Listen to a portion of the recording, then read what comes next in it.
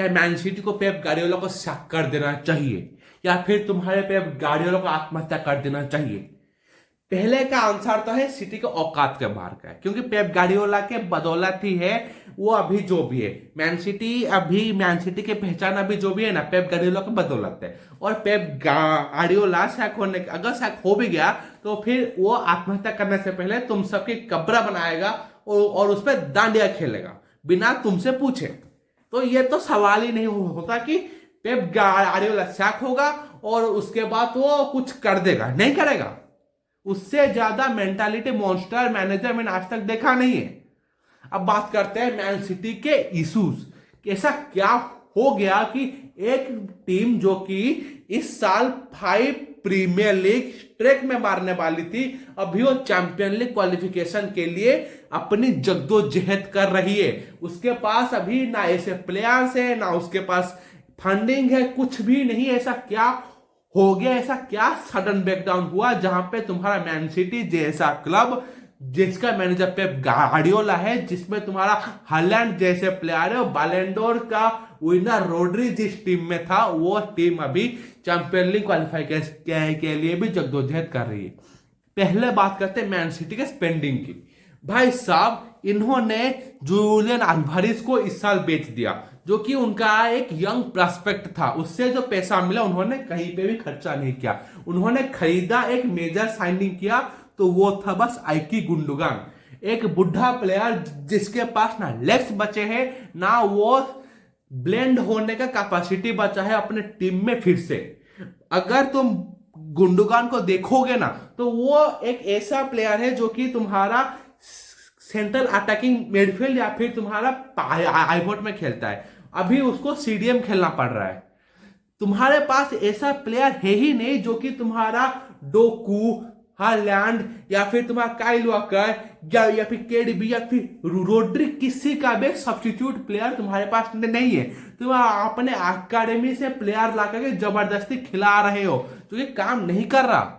अभी तुम्हारे पास ऐसा ना कोई प्लेयर तुमने खरीदा, ना तुम्हारे पास प्लेयर्स है। यही तुम्हारा इशू है कि साइनिंग में तुमने खर्चा नहीं किया। और पेप गार्डियोला के स्टबर्नेस की वजह से यही हुआ है कि वो बार बार बोलता रहा कि चेल्सी 1.2 बिलियन खर्चा कर दी, आर्सेनल इतना खर्चा कर दी, मैं बिना खर्चा किए इस साल 5वां टाइटल जीत के दिखा दूंगा।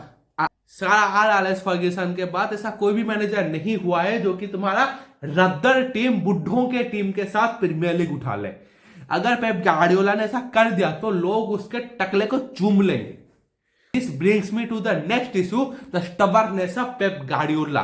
वो लोग एक सिस्टम में खेलते हैं जिस सिस्टम को मेरे हिसाब से अटैकिंग ब्लॉक बोला जाता है। उनका एक सिस्टम होता है जहां पे सेंट्रल डिफेंसिव मिडफील्डर को अटैक को रोकना पड़ता है, ताकि जो प्रोग्रेस हो रहा है, जो बॉल सेंट्रली वो रुके। तो या फिर अगर विंग से बॉल प्रोग्रेस हो रहा है तो फिर उनके विंगर्स उसको सीधा उधर ही रोके, ताकि वो टैक्टिकल फाउल हो या फिर कुछ भी हो, उस उधर से वो बॉल को रोके। या फिर अगर सेंट्रली या फिर चैनल से बॉल आगे घुस रहा है तो उनके विंगर्स जो होते हैं दोनों तरफ, वो लोग आकर के डिफेंस से भी पीछे आकर के तुम्हारे खड़े हो जाए, ताकि बॉल को रोक सके। वो चैनलाइज नहीं होने देते हैं बॉल को, वो क्रॉसेस डिलीवर नहीं होने देते। तुम बिल्डअप फ्रॉम द बैक नहीं कर सकते। तुम्हारे पास एक ही मात्र इशू है जो कि उनका ट्रांजिशन कटआउट, कि तुम एक ही बॉल पे तुम उनका मिडफील्ड को पूरा कटन करो और दूसरे बॉल से तुम उनको ऑन साइड होते हुए डिफेंस का लाइन को क्रॉस करो और तुम्हारा एक प्लेयर रन बना के गोल मार दे। इससे अलावा कोई इशू नहीं। पर अभी इनके पास ना रोड्री है, ना केडीबी है, ना उनका काइल वॉकर इन फॉर्म है, ना तुम्हारा लुइस डियास और काइल वॉकर जैसे प्लेयर वो ओवरलैप, डिफेंस को ओवरलैप करते हुए रन बना पा रहे। काइल वॉकर बुढ़ा हो चुका है कि वो रन्स नहीं बना पा रहा, और डिफेंस में तुम्हारा वो सॉलिडिटी नहीं है कि तुम्हारा सीडीएम को वो कंपासनेट कर सके। तुम्हारा ग्राविडोल या फिर तुम्हारा आइकी गुंडोगान कितना ही अच्छा क्यों ना हो, वो रोड्री जैसे इंटरसेप्शन या फिर तुम्हारा बॉल रिकवरी नहीं करवा सकता। अब and this brings me to the next point, that is called as the defensive issue. Literally इनके डिफेंस अगर देखोगे, इनके डिफेंस में जो 4 प्लेयर्स है, लुइस डियास, ग्राविडोल, आके या फिर अकांजी, या फिर तुम्हारा एक और प्लेयर कोई अभी खेल रहा है, या फिर तुम्हारा इधर तुम्हारा काइल वॉकर। तो इन चारों प्लेयर्स में से तुम ऐसे 3 मैचेस का पैच निकाल के दिखा दो जहां पे पीछे के चारों के चारों सेम हो। मेक शिफ्ट डिफेंस अगर तुम खिला रहे हो तो फिर तुम्हारा पीछे का लाइन सेम तो रखो। रियल माद्रिद का भी यही इशू था अगले साल, पिछले साल, की वो एक मैक्सिफ डिफेंस के साथ खेलते थे पर उनका पीछे के 4 सेम हुआ करते थे। वो चुआमेनी को अगर खिला करता था ना, वो चुआमेनी को कंटिन्यूअसली वही पोजीशन में खिलाता था।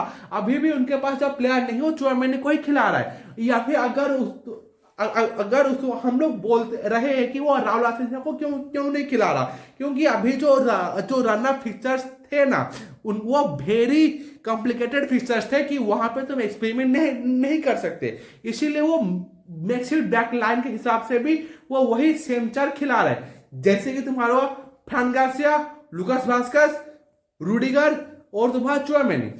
यहां पे तुम्हें ऐसे 4 प्लेयर नहीं मिलेंगे। तुम्हारा काइल वॉकर के अलावा कोई भी ऐसे 3 प्लेयर तुम नहीं उठा सकते जो कि पीछे के 4 में फिक्स हो, क्योंकि तुम्हारा ग्राविडोल को तुम कभी कभार देखोगे वो सेंट्रल डिफेंसिव मिडफील्डर के हिसाब से खेल रहा है, या फिर अगर अकांजी अगर बेंच से वापस आ रहा है तो वो तुम्हारा डिफेंडिंग में घुस रहा है।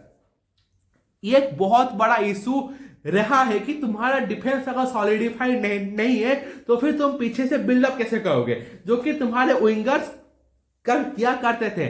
जैसे कि अगर बॉल डिफेंडर या फिर काइल वॉकर के पास होता था तो वो लोग मिडफील्ड में बॉल पहुंचाया करते थे, और मिडफील्ड में बॉल जाने के बाद के एडीबी के पास जब बॉल पहुंचता था ना तो वो विंगर्स को दिया करता था, या फिर वो हालैंड को बॉल फीड किया करता था।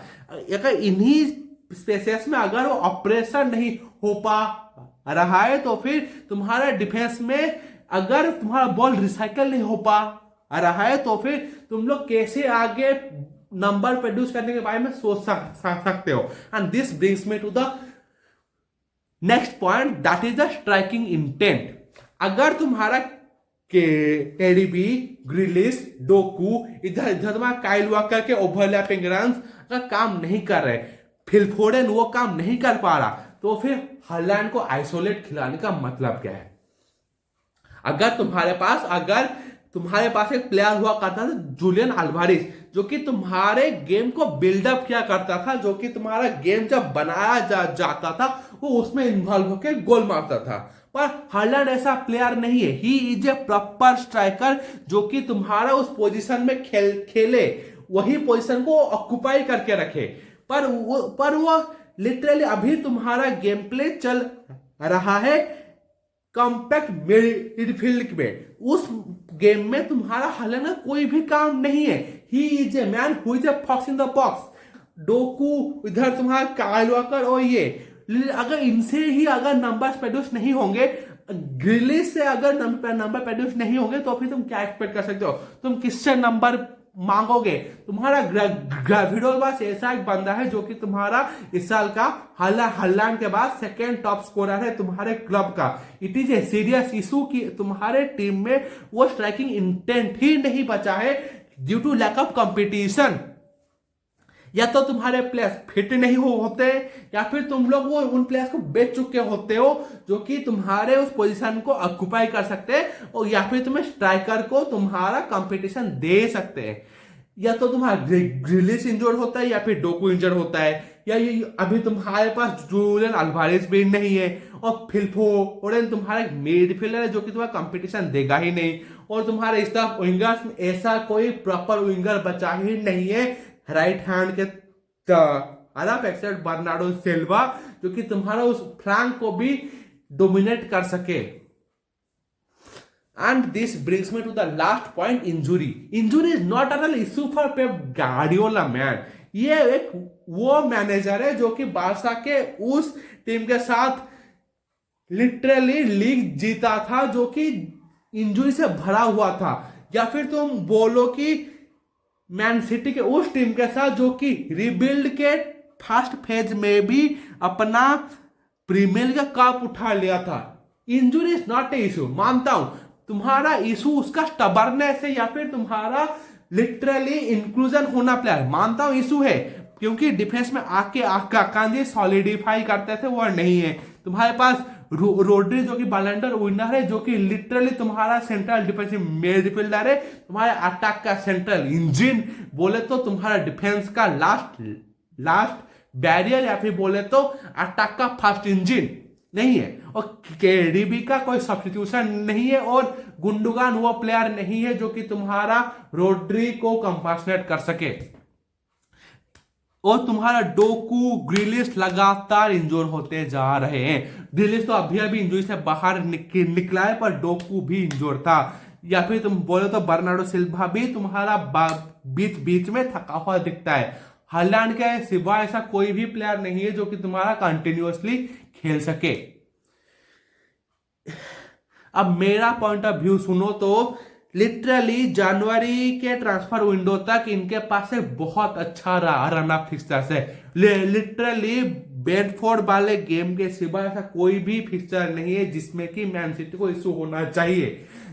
अगर वो लोग इन सभी फिक्सचर्स को अगर ड्रॉ या फिर विन में कन्वर्ट कर सके, जो कि मुझे उम्मीद नहीं, बिल्कुल भी उम्मीद नहीं है कि ये लोग इन सब फिक्सचर्स को जीत ले लेते हैं ना, ये लोग लिटरली उस प्रीमियर लीग को 5वीं बार उठा लेंगे, क्योंकि आर्सेनल आते आते बॉटल कर देगी, क्योंकि इनके पास स्ट्राइकर नहीं है।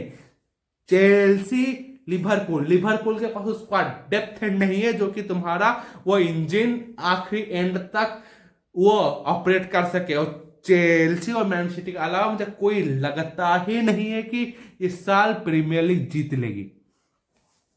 अगर पसंद आ रहा है, अगर 5 पॉइंट मेरे पसंद आए तो सब्सक्राइब कर दो, जनवरी से पहले 100 सब्सक्राइब तक पहुंचा दो, मुझे खुशी मिलेगी और तुम्हें ज्यादा से ज्यादा कंटेंट भी मिलेंगे।